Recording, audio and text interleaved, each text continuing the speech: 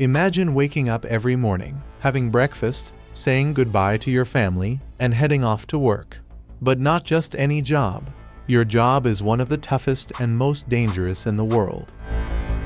Underground tunnels, scorching heat, lack of fresh and sufficient air, and many other problems constantly threaten your life in the mine. And that's if everything goes according to plan and no accidents occur. But when you're working deep underground, you have to expect accidents too. You know Chile, right? A long and narrow country in South America. It's full of mines, especially copper mines. You could say Chile is a copper country. Amidst all these mines, there was one called San Jose. It was the kind of mine nobody wanted to work in. Workers here had a nickname all over Chile, kamikaze.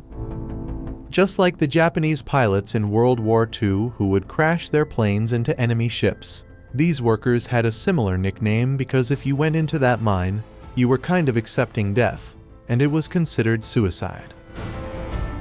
You might ask, then why did people work there? Well, it's pretty obvious, money. This place paid more than other mines, not out of kindness, but because no one was willing to work there. Some people said it was worth the risk and went to work there. However, the company operating the mine made up for the high wages they paid workers in other ways. They didn't provide the necessary safety equipment for the workers.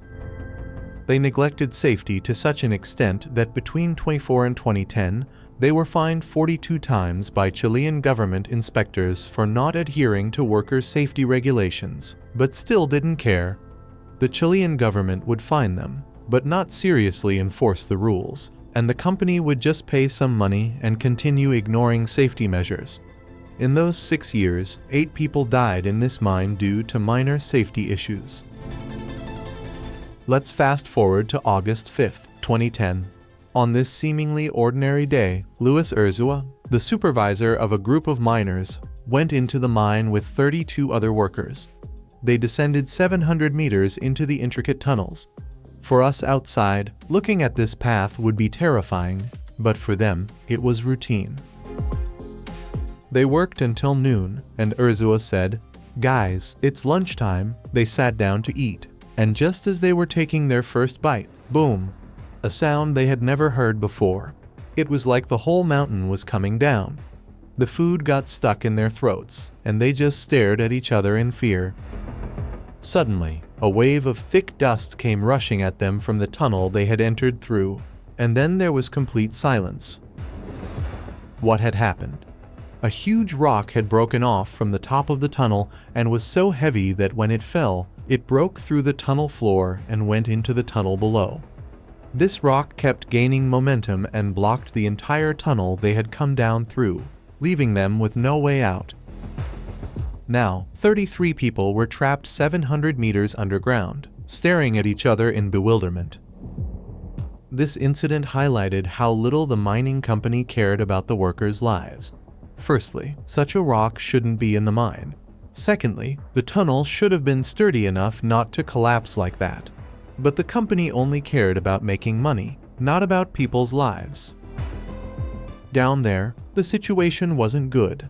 33 people were trapped in a small, about 50-meter space, which was dark, hot, and filled with dust. They didn't know what had happened, only that there was no way back, and they were trapped there. Fortunately, those above quickly realized what had happened. The news spread like wildfire, and the media coverage was so extensive that the president of Chile ordered the best rescue teams from all over the country to come. Within hours, the best rescue teams arrived, but the problem was they didn't know if the 33 people below were alive or dead. The mine officials were trying to clear the tunnels, but the rescue teams quickly said it's a pointless effort. If we try to clear these tunnels, it will take us months. The best way is to drill a hole straight down. The rescue teams started drilling. They sent down a drill, sound sensors, and cameras. They drilled for 17 days, going deeper and deeper. That's a lot, huh? It's not easy to keep hope alive down there for 17 days. Finally, after 17 days, they heard some noises through the sound sensor. It was like someone was knocking. The drilling machine operator quickly realized that at least one person down there was alive and got energized to work faster. When they realized at least one person was alive, they pulled the drill back up to send down a camera. When they pulled the drill back up, they saw a note stuck to it. All 33 of us are alive. Now imagine that moment. For 17 days, you thought 33 people were dead, and suddenly you find out they're all alive. How would you feel? How would their families feel? But how had they survived all this time? Luis Urzua was an experienced miner. He knew how to survive in such conditions. First of all, he took everyone to a safer area where they could breathe more easily. Then he started boosting everyone's morale, saying, "Don't worry, they will rescue us." Urzua did another important thing, rationing the food. Do you know what they had down there? A little bit of milk, some water, and a few small cans of tuna.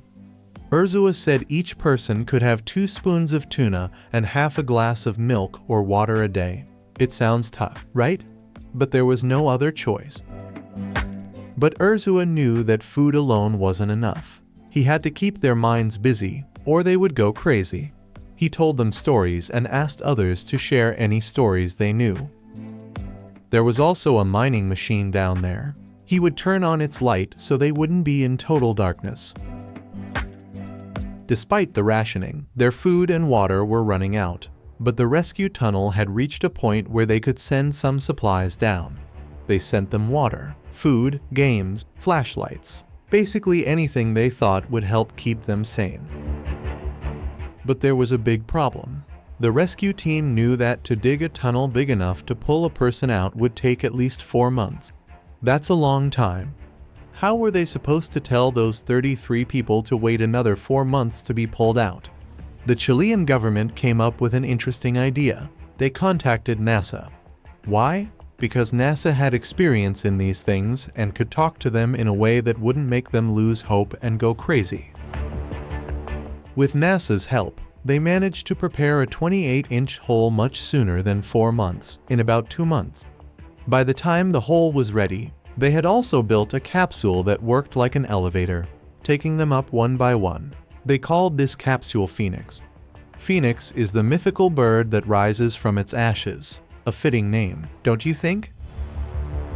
One by one, they came up, and the last one was Luis Urzua, the one who had kept the group alive for 69 days. Being the last one is tough too. Imagine having to stay there alone for a few hours while the capsule goes up and down. When these 33 people were rescued, the news spread that this incident was a terrible nightmare, but hope and effort turned this nightmare around and ended it well. Many said it showed the triumph of humanity. The lives of these 33 people were never the same.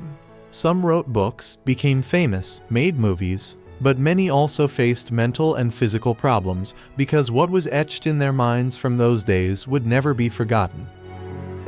Now you might ask if they received any rewards. No, just 6 months paid leave, which many said was not enough. If you pass by the San Jose mine now, you'll see 33 Chilean flags installed in their memory, and the mine itself was seized by the government. The company running the mine went bankrupt because they had to pay all the rescue costs and were fined so heavily afterwards that they couldn't continue operating. That company neglected safety to save costs and make more profit. But they lost the entire mine and buried these 33 people in a big grave for a long time. What do you think? Tell us in the comments, and if you liked the video, please like and subscribe.